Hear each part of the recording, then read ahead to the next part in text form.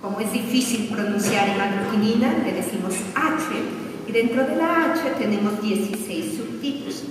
Esto le va a permitir al virus tener adherencia a las células que son receptoras para el virus. Y después tiene otra que se llama neuraminidasa. La neuraminidasa le va a permitir tener liberación de la célula hospedera, es decir, una vez que se pega la célula, se va a empezar a reproducir dentro de la célula y después cuando se va a lisar o romper esta célula que lo está conteniendo, esta neuraminidasa le permite salir o explotar esa célula, por decirlo de alguna forma. Como es difícil decir neuraminidasa, algunos les decimos NA o simplemente N. Y de la N tenemos 9 subtipos. La siguiente característica del virus de la influenza es que tiene 8 genes, 8 segmentos virales. Y estos 8 segmentos de RNA le va a permitir también tener inserciones nuevas de genes y esto le permite tener mutaciones cada año. Y aparte tiene otra proteína que es la proteína M2, que es un canal de iones que permite tener la estructura viral. Y esto es importante sobre todo cuando pasemos después a la parte del tratamiento para que vayamos entendiendo qué pasa con este virus. Entonces tenemos el virus de la influenza, tenemos la neuraminidasa y tenemos la hemaglutinina. Si ustedes dicen, bueno, neuraminidasa y hemaglutinina, tenemos de la H1 hasta la H16 y de la neuraminidasa de la N1 a N9. Hay diferentes hospederos para influenza A. Los receptores que tenemos es para la hemaglutinina 1, 2 y 3.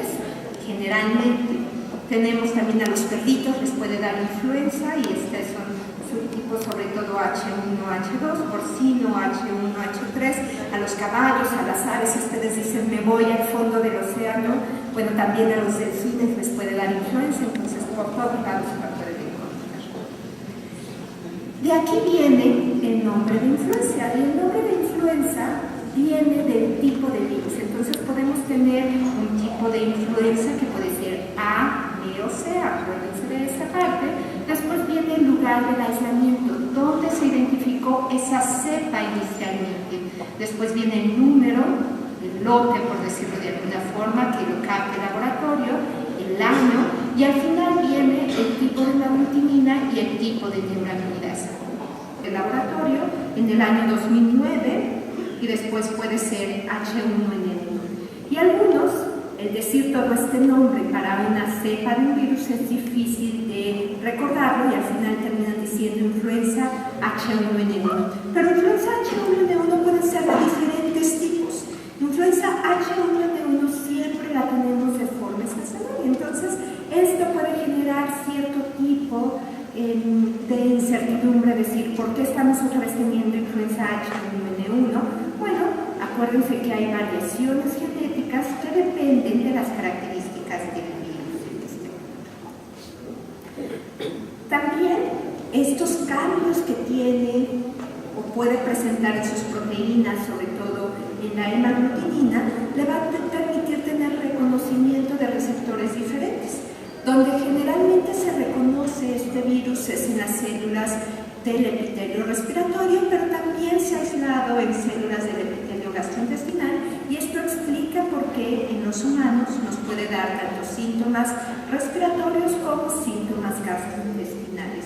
Y esto hace que se reconozca el virus, se adhiera y después se logre tener una introducción del mismo dentro de la célula y después la reproducción de sus 8 segmentos de genes virales. Es por estas características que el virus puede tener cambios pequeños o cambios menores que se conocen como drift. Estos cambios pequeños se van a estar presentando cada año. Entonces, cada año podemos tener una variación pequeña, pero lo suficiente para que nos produzca brotes invernales en las temporadas de influenza.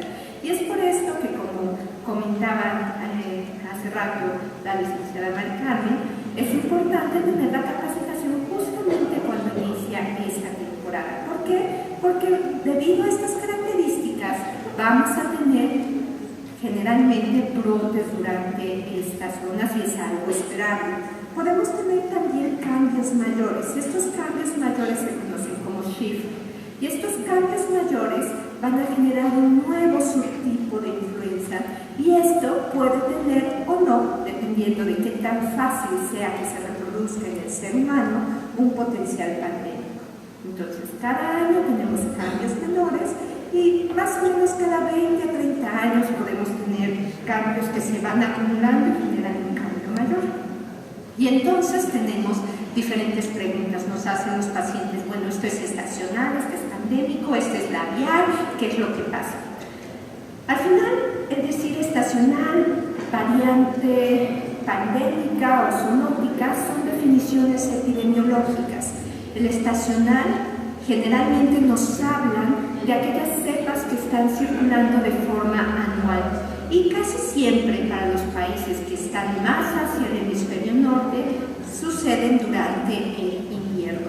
Cuando ustedes se van hacia los trópicos, la temporada de influenza puede ser durante todo el año, entonces depende mucho de las características también geográficas donde nos encontremos. Estacional entonces puede ser este virus que está circulando, se introduce en esta población y genera estos brotes durante el invierno. Pandémico es una cepa nueva, es una cepa que sufrió mutaciones, que sufrió este shift, que cambia totalmente la estructura y el reconocimiento que tenemos nosotros del virus y empieza a transmitirse entre personas y que afecta varias áreas geográficas. Según la Organización Mundial de la Salud, para considerar influenza pandémica deben de estar afectados al menos 2 países de regiones diferentes de la Organización Mundial de la Salud. Es decir, si tenemos una cepa nueva circulando en México y otra circulando en Francia, que estamos en 2 regiones diferentes de la OMS y esto es potencial pandémico. Y en la variante zoonótica, son cepas que están circulando en otras especies, por ejemplo, lo que sucede con influenza aviar, lo que sucede de repente con algunos brotes en cerdos que se llaman influencias porcinas y que esporádicamente puede afectar al ser humano, que afortunadamente no tiene la forma de replicarse activamente dentro de nuestros cuerpos, pero que estas variantes en algún momento pueden sufrir mutaciones y después tener este potencial pandémico. Influenza entonces no solamente afecta a los seres humanos, puede afectar a diferentes animales y de hecho, dependiendo de los receptores, puede sufrir combinación entre los diferentes tipos de especies, sobre todo en el cerdo. ¿Qué tan lejano podemos trazar la actividad de influenza? Influenza nos ha acompañado prácticamente durante toda la historia de la humanidad. Los primeros escritos que existen acerca de actividad de influenza son aproximadamente unos 400 años antes de Cristo y después donde se empezó a tener mayor vigilancia y una mayor percepción del riesgo que puede generar influenza fue a partir del siglo pasado cuando se lograron describir perfectamente las pandemias que afectaron a la humanidad, la de 1918, la influenza conocida como influenza española, después tuvimos otro brote y otra pandemia hacia 57-58 y después otro en el 68 de potencial pandémico. Entonces, ¿qué estamos ahorita experimentando? Estamos en la temporada de influenza 2013-2014 porque son los últimos meses del año pasado y los primeros de estos. ¿Qué es lo que sabemos hasta ahorita?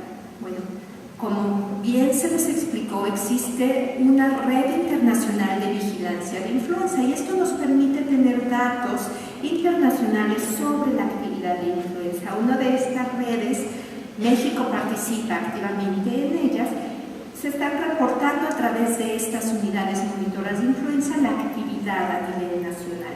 Y esto también nos va a permitir tomar medidas específicas para su prevención, control y tratamiento oportuno.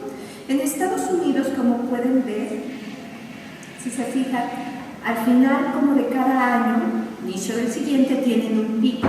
Esos picos son los cambios menores que está sufriendo el virus y por lo tanto estos brotes estacionales que normalmente se producen.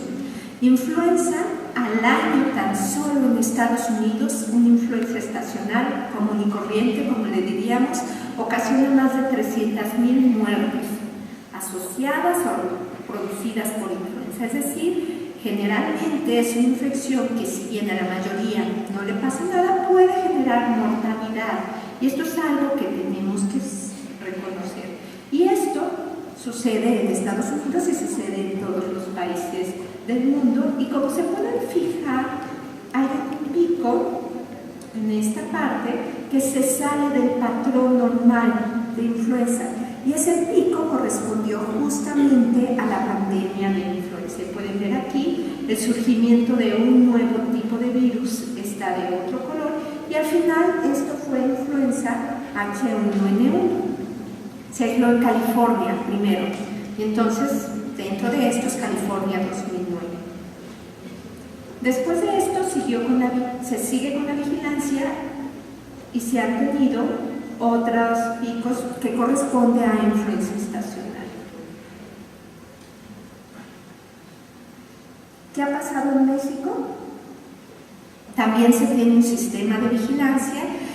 Podemos estar con un poco de subregistro, pero bueno, estos son los datos que se tienen. Y si se pueden percatar en esta zona, tienen el pico de la pandemia del 2009, y como está descrito desde 1918, el primer brote es bajo y la segunda pico de la curva epidémica es mayor. Y esto ocurrió también durante la pandemia del 2009. Y ustedes pueden decir, bueno, pero aquí hay como un segundo piquito, y esto correspondió al cambio de la actividad en el centro y norte del país hacia el sur del país. Y después ya se vino este segundo pico, y después pueden ver estas pequeñas actividades que existen dentro del registro de esta red internacional. ¿Qué ha pasado? Si ustedes se fijan, ha habido también un registro de los virus que están circulando, y esto se puede accesar, y es información que es abierta para todas las personas que así deseen tenerlo, y pueden ver cómo durante el 2012 la mayor parte de la actividad fue secundaria a virus de influenza, pero tipo B. Los anaranjaditos son tipo B.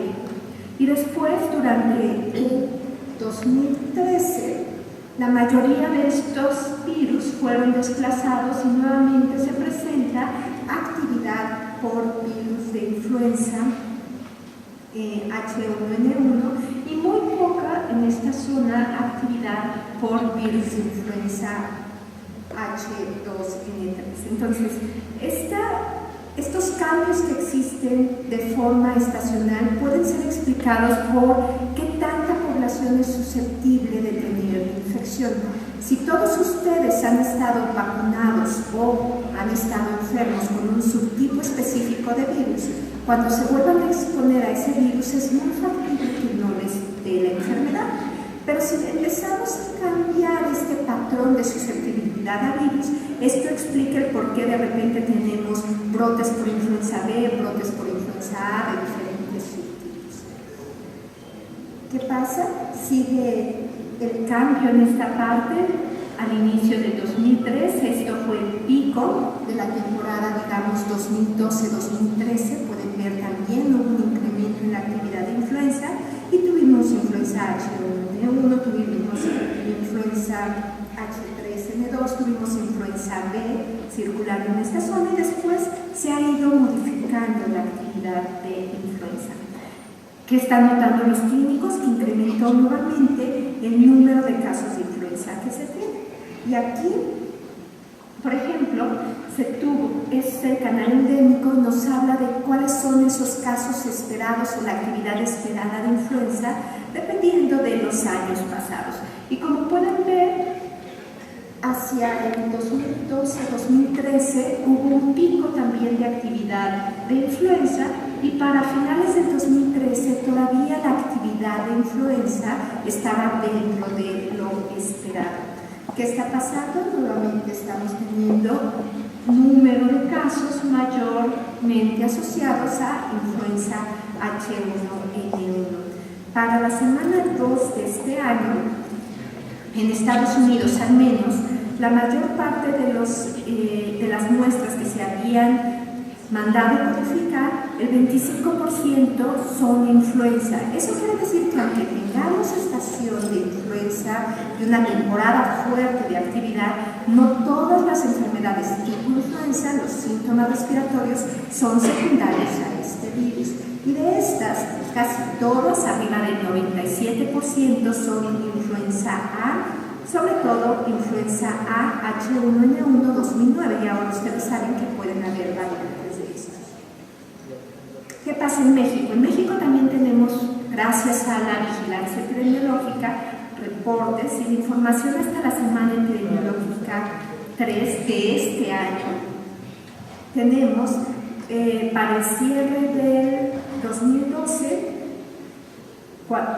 cerca de 43.129 casos, y para el cierre preliminar del 2013 35.825 casos. Es decir, si comparamos el 2012 con el cierre preliminar del 2013, parecería que no hubiese incrementado realmente la proporción de casos.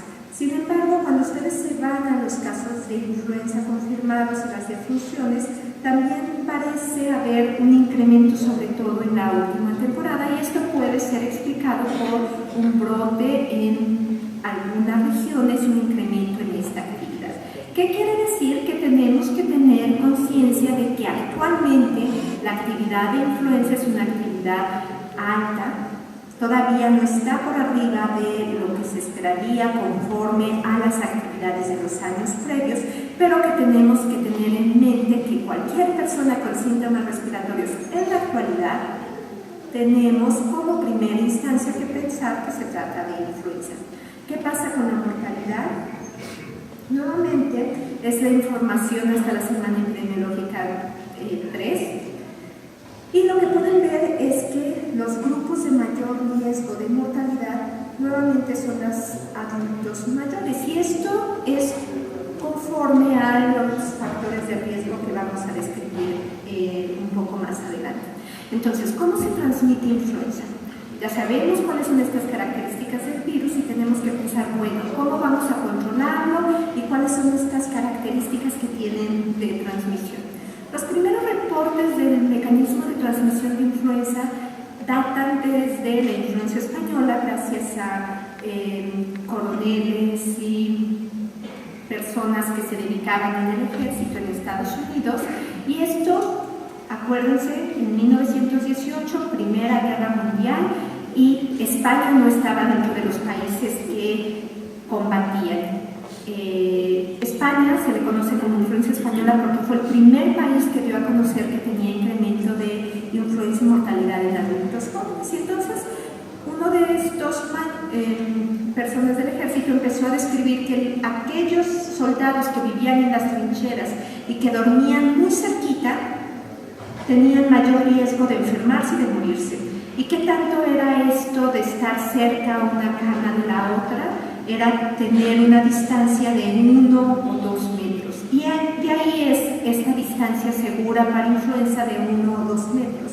Es decir, esta transmisión por gotas fue gracias a una observación en las trincheras americanas. El mecanismo de transmisión son básicamente dos. Se transmite por contacto y se transmite por gotas. Esto quiere decir, por gotas, que si yo estoy hablando, estoy produciendo estas gotitas, pero van a estar seguros porque estas gotitas son tan pesadas, miden más de 5 micras, que van a caer más o menos, como describieron desde 1918, a 1 o 2 metros de distancia. Si yo tengo influenza o me va a dar influenza sintomática, todos los que están en el auditorio están seguros. ¿Qué pasa? Esas gotas caen en las superficies. Y los virus de influenza no tienen ni patitas, ni brincan, ni se echan a correr. Lo que sí hacemos es que permanecen en las superficies. Si yo después, o el expositor que venga a continuación, toque esas superficies, ¿qué va a pasar? Va a tocar esas gotitas y va a tocar al virus de influenza y se va a quedar en sus manos. Y de ahí no pasa nada si es que nosotros no tocamos después nuestros ojos, nuestro nariz o nuestra boca y estamos introduciendo esos virus directamente en zonas donde pueden tener replicación. El virus de influenza no se va a replicar en la piel, necesita mucosas. Y esto, por lo tanto, es importante, uno, higiene de manos. Si yo toco, me lleno de influenza, pero después me hago higiene de manos, es suficiente para matar al virus. Pero si yo toco, no me hago higiene de manos y luego me toco los ojos, me pico la nariz o me meto la mano a la boca, estoy haciendo que el virus llegue a ciertas zonas. De repente dicen, bueno, estamos muy aburridos, tocamos la pluma y se meten la pluma en la boca. Es suficiente para llevar ese virus hacia la zona donde realmente puede tener replicación. Y entonces estos dos mecanismos de transmisión es muy fácil de cambiarlo, porque lo que tendrían que hacer es usar su cubrebocas en caso de que tengan síntomas respiratorios para producir esta limitación en la producción de gotas, y sobre todo higiene de manos. Entonces las gotitas generalmente no viajan más allá de 1 metro. Hay estudios que dicen, bueno, viajan 2 metros, hay otros que dicen viajan 3 metros. Una distancia segura no existe, a lo mejor serían 2 kilómetros o algo así, pero lo que sí se sabe es que es un contacto estrecho. ¿Qué pasa durante el invierno? Durante el invierno, si ustedes se fijan, casi todos están juntitos para incrementar el calor, empiezan a tocarse más las manos, se tocan la nariz, empieza a haber escurrimiento, y esto hace, por lo tanto, que sea factible que se empiece a reproducir el virus. ¿Cuándo se producen esas gotitas? Cuando nosotros hablamos, cuando nosotros tosemos y estornudamos, producimos todavía más gotitas. Y el contacto, entonces, puede ser contacto directo, se les da un beso a alguien que tenga influenza, un contacto indirecto a través de las manos. ¿Cuál es el más frecuente? Es probable que sea el contacto indirecto, y por eso los infectólogos a veces decimos que es más seguro saludar de beso que saludar de boca, digo de mano. Y este caso hay en todos lados. Si ustedes se fijan, este estudio lo hicimos durante la pandemia y nos dimos a la tarea de ir y andar rastreando dónde encontrábamos virus de influenza. No hay un lugar seguro. Las computadoras con personas que tuvieron influenza estaban llenas de virus de influenza, inclusive días después, en las manos, en la ropa, en la manija de la puerta, en el barandal de la cama de los pacientes. Es decir, es muy difícil que ustedes vayan por la calle tratando de limpiar todo. Lo más fácil es que vayan y traigan su botellita de alcohol gel, como la traigo yo, ¿no? Y entonces cada vez que lo necesiten, o que se vayan a picar la nariz, o que vayan a hacer lo que quieran, se hagan higiene de manos. Entonces, se transmite por contacto, se transmite por gotas, y también se puede llegar a transmitir por aerosoles, que lo vamos a ver un poquito más adelante cuando veamos cómo lo vamos a prevenir.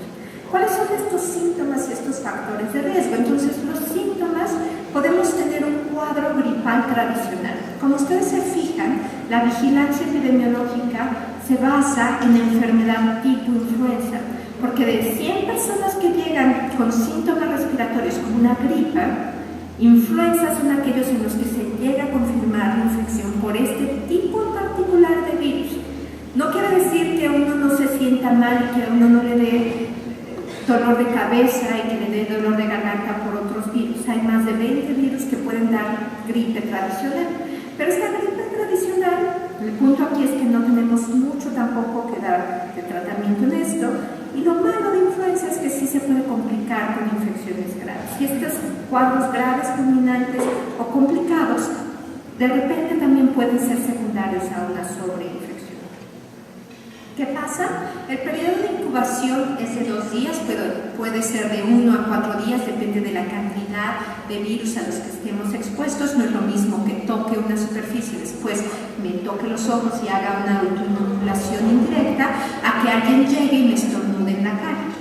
Generalmente, y esta es una de las características frecuentes de influenza, es de inicio súbito, puede dar fiebre, dolor de cabeza, dolor muscular, debilidad muscular severa. En los síntomas respiratorios, uno de los principales es tos. Puede haber dolor faríngeo y falta de aire. Pero si ustedes ven, los síntomas los podemos dividir en 2: síntomas sistémicos y síntomas respiratorios. De los síntomas respiratorios, la tos es uno que en particular es frecuente en influenza, y Malestar general, el dolor muscular, el inicio súbito es otro de las características de influenza en etapa. Ahora, ¿cuáles son las variables asociadas a hospitalización?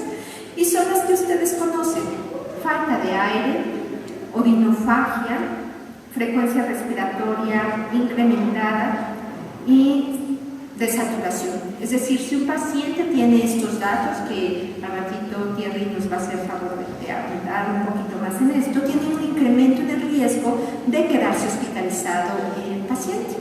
Y esto es algo muy interesante. De repente seguimos y decimos, bueno, ¿qué tanto me va a contagiar una persona?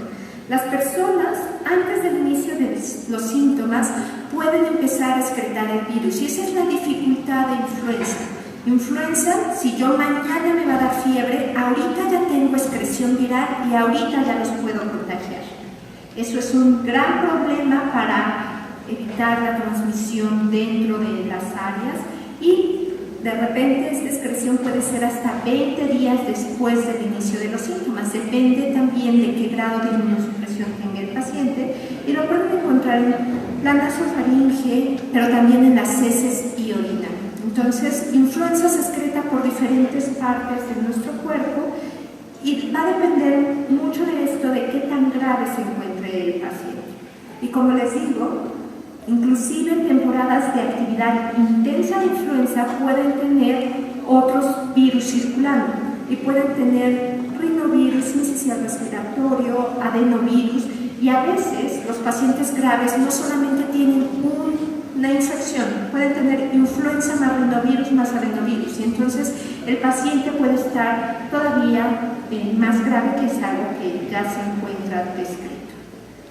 Influenza se puede complicar con infecciones bacterianas, sobre todo una semana después, y estafilococo dorado es uno de los principales agentes que les gusta llegar a atacar una vez que el epitelio respiratorio ha sido afectado por influenza. Y todos dicen, bueno, es que están muriéndose muchas personas y somos todos. Bueno, recordemos que en México tenemos ya el primer lugar de obesidad infantil, y estamos casi luchando por el primer lugar de obesidad en adultos, y la obesidad modifica nuestra respuesta inmune. Mujeres embarazadas también se encuentran de cierto grado inmunosuprimido, pero el tener personas que no están protegidas, que no tienen anticuerpos, y esto, acuérdense, ¿cuáles son los grupos que estamos vacunando? Pequeñitos y adultos mayores y aquellos con inmunocompromiso. ¿Quiénes quedan fuera de esta protección por la vacuna? Adultos jóvenes. ¿Cuál es esta población que está con riesgo de transmisión? Aquella que no está protegida previamente, ¿no? Entonces, esto también explica el por qué de repente, después de ciertas temporadas de estacionalidad de influenza que se viene comportando normal, empieza a atacar a grupos que uno pensaría no son tan vulnerables, y la razón es porque no tienen anticuerpos suficientes para protegerse. Los días, y esto es algo importantísimo.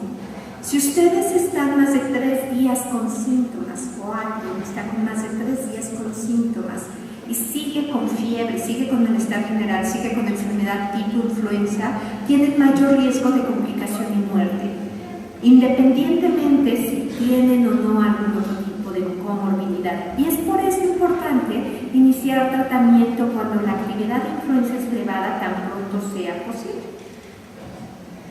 Evidentemente los pacientes más graves y demás. Y esta es la diferencia de sobrevida en aquellos con más de 3 días y con menos de 3 días. Si tienen más de 3 días con síntomas, la probabilidad de morir es mayor.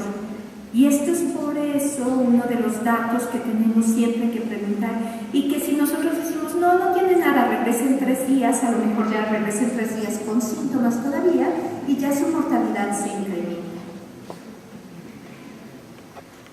¿Y esto ha cambiado? No. En Estados Unidos, por ejemplo, ahorita los grupos de riesgo siguen siendo aquellos con enfermedades pulmonares, inmunosupresión, aquellos personas obesos, mujeres embarazadas, personas que viven con VIH. Y entonces nuestros datos de alarma deben de ser los mismos. Tenemos para los adultos dificultad para respirar, vómito, diarrea persistente, acuérdense que ese es excreta y se elimine influenza también por vía gastrointestinal, deterioro de la función cardíaca, agravamiento de la enfermedad crónica, hipotensión o desaturación. Estos son datos de alarma, datos que no podemos dejar al paciente ir a su casa. Estos son datos que nos debe de decir el paciente se tiene que quedar hospitalizado. Y en los niños es de nuevo fiebre, dificultad para respirar, incremento de la frecuencia respiratoria. Como son a veces más pequeñitos, cuesta trabajo interrogarlos, pero nosotros podemos ver que tienen rechazo a la vía oral, deshidratados, están irritados, tienen alteraciones del estado de alerta por la hipoxemia que están teniendo. ¿Qué pasa con el periodo entonces? Nada más para recapitular. Periodo de incubación. La mayor parte son 2 días, es donde está este pico, pero puede ser hasta 6-7 días, depende de la cantidad de virus que tengamos. Entonces, la mayor parte son 2 días, pero puede ser hasta una semana. Y después viene el aislamiento del virus. El aislamiento del virus pueden verlo que empieza prácticamente unos 2 días después de este periodo de incubación, inclusive antes del inicio de los síntomas, ya están excretando el virus. Y esto puede persistir hasta varios días después de la resolución de los síntomas, si es que el paciente no recibió tratamiento antiviral. Dolor de garganta, cefalea, tos, es una de las principales características, y malestar general, casi siempre de inicio súbito. Y uno dice, bueno, es que tiene una radiografía típica de influenza. Y la verdad es que no existe una radiografía típica de influenza. A veces dicen, las neumonías atípicas son influenza. Influenza les puede dar cualquier patrón radiográfico. Puede dar infiltrados algodonosos, pueden dar neumonías de focos múltiples, infiltrados intersticiales, neumonías lobares. Cualquier tipo de neumonía adquirida en la comunidad cuando hay circulación elevada del virus de influenza, como ahorita sucede, es influenza hasta no demostrar lo contrario. Tomografías donde pueden ver neumonías prácticamente intersticiales con afectación de múltiples focos, o bien pueden ver una neumonía lobar, a veces pueden ver nada vidrio destruido y llegamos al proceso.